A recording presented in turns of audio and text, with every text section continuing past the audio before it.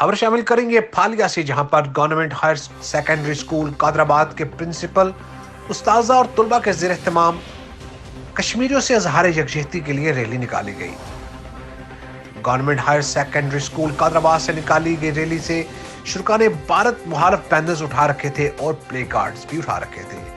Rally में government school के तुलबा ने कसीर तादाद में शिरकत की और भारत के खिलाफ खूब नारेबाजी की। कश्मीरी अवाम के आज़ादी के लिए आवाजें बुलंद करते रहेंगे। रैली के शुरा ने बैनर प्ले कार्ड उठाए थे जिन पर कश्मीरियों के हक खुद इरादियत और भारत के खिलाफ नारे दर्ज थे। रैली के शुरा ने कहा कि कश्मीर हमारा है और कश्मीर की आज़ादी तक हम कश्मीरियों पर होने वाले जुल्म के खिलाफ इल्म बगावत बुलंद करते रहेंगे। रैली के शुरा ने मुतालबा किया है कि अक़वाम मुत्तहिदा और आलमी इंसानी हकूक तंजीमें नहत्ते कश्मीरियों पर जालिम भारत को मुजालिम का नोटिस लें।